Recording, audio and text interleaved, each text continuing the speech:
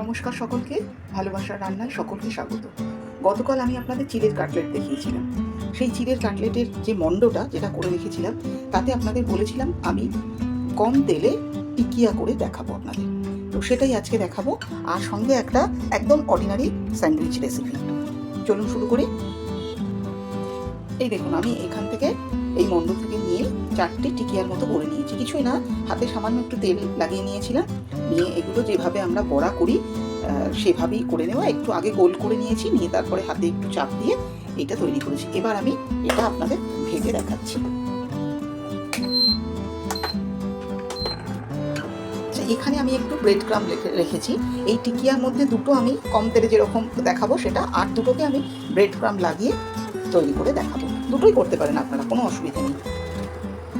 প্যানটা গরম হয়ে গেছে, এখানে আমি 1 চামচ মতো তেল দিলাম, একদমই 1 চামচ। দেখুন, চারিদিকটা লাগিয়ে নেব।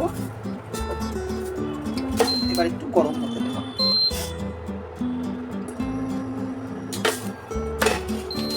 গরম হয়ে গেছে। যদি অসুবিধে হয় এই একটু হাতে করে নেবেন। এই একটু সাইডগুলো এরকম করে ঘুরিয়ে নেওয়া যাবে, এটা হাতে করে নেওয়া যাবে। কিছুই না, আমরা বড়া ভাজি যেভাবে সেইভাবে।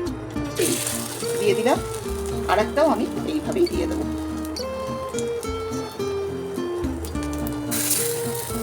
এই দুটো দিলাম।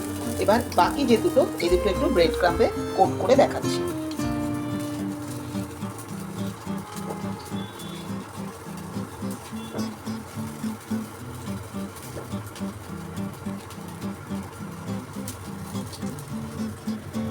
তৈরি করে নিয়েছি,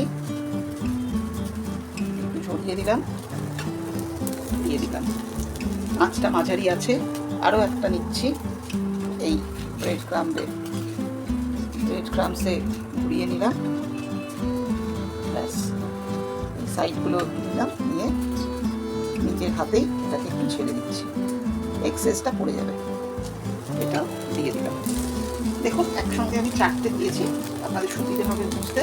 দুটো এমনি টিকিয়া দিয়েছি, দুটো একটু ব্রেড ক্রাম্বে ডিপ করে নিয়ে দিয়েছি, ব্রেড ক্রাম্বে লাগিয়ে দিয়েছি। এবার এটা ভাজা হবে মাঝারি আছে। আমি একটু তেলটা চারিদিকে ছড়িয়ে দেবো, যেহেতু কম তেল, মাঝারি আছে ভাজা হবে। এই দুটো উল্টে দিয়েছি। এটা আমার এই প্যানটা লোহার, এর জন্য একটু সমস্যা হতেও পারে, কিন্তু সুন্দর উল্টে দিয়েছি, দেখুন কোনো অসুবিধে হয়নি। আর আপনারা যারা ননস্টিক প্যানে করবেন তাদের তো কোনো অসুবিধেই হবে না। এইভাবে এবার আমি এই যে ব্রেড ক্রাম্স যেগুলো লাগিয়েছি সেগুলো যেহেতু পরে দিয়েছি, আর একটু পরে আমি উল্টাবো। 4টেই আমি উল্টে দিয়েছি।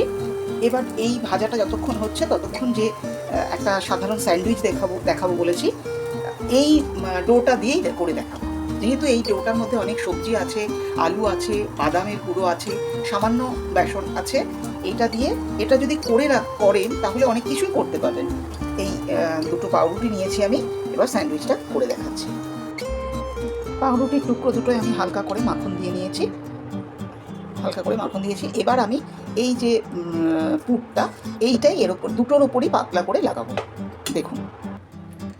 দেখুন দুটো পাউরুটি হালকা করে মাখন লাগিয়েছিলাম, তার উপরে এই যে চিড়ের কাটলেটের যে ডোটা সেখান থেকে নিয়েছি হালকা করে দুটোর ওপর। এই দুটোই আমি এবার মাঝারি আছে, এখানে অল্প একটু তেল দেবো চাটুতে, এই প্যানে এইটুকু 1/2 চামচ হবে, চা চামচের 1/2 চামচ হবে সম্ভবত। আঁচটা মাঝারি রাখবো, মাঝারি আছে। এই যে প্যানের মধ্যে আমি টিকিয়াগুলো করে নিয়েছি, সেই প্যানেই আমি এইটা খুব কম তেলে, এটা একদমই বেশি তেল লাগবে না, এই পার্টগুলো আমি ভাজবো, এই দিকটাই দেব। এবার আমি যেভাবে টিকিয়া ভেজেছি মাঝারি আঁচে এটাকে ভাজবো। মনে হচ্ছে এটা আমার হয়ে গেছে, কিছুক্ষণ হলো মাঝারি আছে। এবার আমি এর ওপর অল্প একটু তেল বা মাখন মনে করলে দিতে পারেন, আমি এখানে এটাই তেলই একটু দিয়ে দিলাম। খুব সামান্য, যাদের কাছে ব্রাশ আছে ব্রাশ করে দেবেন, আরও সুবিধে। এটা আমি উল্টে দিতে পারবো, কিন্তু আমি ছোটদের জন্য এটা দেখাচ্ছি, যারা না করো। এই ঢাকনাটা বা যে কোনো একটা প্লেট এরকম এর ওপর চাপা দেবে, দিয়ে উল্টে দিলে এটা তখন দিয়ে দিতে পারবো। আমি উল্টে দিয়েছি, এটা প্রথমে খুন্তি দিয়ে নিচেটা একটুখানি ঠিক করে নেবে যাতে এটা আটকে না থাকে। যেভাবে আমরা বড়া বা কাটলেট উল্টাচ্ছি দেখে নিয়ে তারপরে এটাকে উল্টে দেবো। উল্টে এটা হালকা করে পাউরুটির দিকটা একটু ভেজে নেব। এবার আমি তুলে নেবো, হালকা ভেজেছি, তুলে নেবো, পরেরটা দেবো। আবার ওরকম একটুখানি তেল ব্রাশ করে নেওয়ার মতো দিয়ে আবারও এই পাউরুটির যেদিকে পুরটা আছে সেই দিকটাই তেলে দেব। সেটা আবার এই মাঝারি আঁচে কিছুক্ষণ হবে। দরকার হলে হালকা করে একটু খুন্তি দিয়ে চাপ দিতে পারো, কিন্তু দিয়েই এটা নাড়াচাড়া করবে না, তাহলে ভেঙে যাবে। এই যে দুটো স্যান্ডউইচ ভাজা হয়েছে, এবার আমি এর উপরে একটু পেঁয়াজ দিচ্ছি।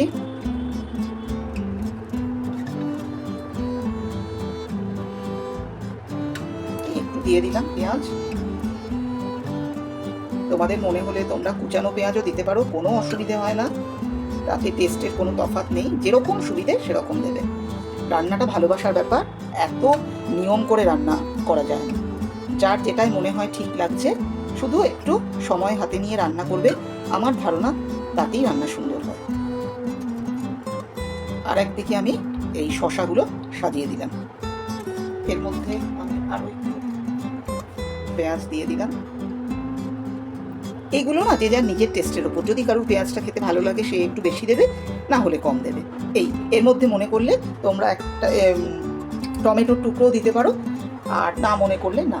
এখানে যেহেতু নুন মিষ্টি সব ঠিক ছিল, সেহেতু আমি আর নতুন করে নুন টুন কিছু দেবো না, কিন্তু পাউরুটিটা তো মিষ্টি, তাই আমি এখানে একটু চাট মশলা দেবো এর ওপরে।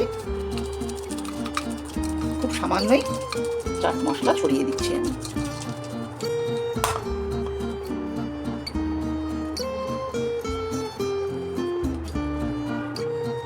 কিন্তু খুব বেশি দিও না, তাহলে আবার নুন হয়ে যাবে। অল্প করে ছড়িয়ে দিলাম, ব্যাস। এবার এটা আমি এর উপরে চাপিয়ে দেবো। এখানে যদি কেউ মনে করো টমেটো সস দেবে, তাও দিতে পারো। আমি একদম একটা অর্ডিনারি দেখালাম, জিনিসটা রয়েছে, সবসময় তো বেশি কম হয় না, রয়েছে যখন এটা দিয়ে অনেক রকম করা যায়। আর একটাও যেটা বলেছি, এই প্যাটির মতো এইগুলো করে এটা পাউরুটির ভেতরে ভরেও আমরা সার্ভ করতে পারি। এবার এটাকে এর উপরে চাপা দিয়ে দিই। এই স্যান্ডউইচটা রেডি করে এবার আমি একটু এটা সেঁকে নেবো। সামান্য একটু মাঝারি আছে সেঁকে নিলেই হবে। একটা দিক তো হয়েও গেছে, এই দিকটা হয়ে গেছে, ওই নিচের দিকটা। এইটা যখন দেবে একটু সাবধানে, যদি কেউ মনে করো কাটতে না পারো, তাহলে টুথপিক এদিকে একটা, এই দিকে একটা, বা এদিকে যে কোনো দুদিকে দুটো টুথপিক লাগিয়ে মধ্যিখান থেকে কেটে দেবে, তাহলে কোনো অসুবিধে হবে না কাটতে, বা সরেও যাবে না। এইটা জাস্ট একটু গরম করে নিয়ে আমি সার্ভ করে দেবো। তৈরি হয়ে গেল আমাদের আজকে চিড়ের টিকিয়া আর চিড়ের পুর দিয়ে স্যান্ডউইচ। দুটোই আপনারা তৈরি করুন, তৈরি করে খেয়ে আমাকে জানাবেন কেমন হয়েছে। আমার ধারণা সকলের খুব ভালো লাগবে। খুব কম তেলে স্বাস্থ্যকর একটা রেসিপি তৈরি হয়েছে আজকে। আপনারা আমাকে অবশ্যই জানাবেন কেমন লেগেছে। কোনো পরামর্শ থাকলে সেটাও কমেন্টে জানাবেন। আর আমার চ্যানেলটা সাবস্ক্রাইব করবেন। সকলে খুব ভালো থাকুন। নমস্কার।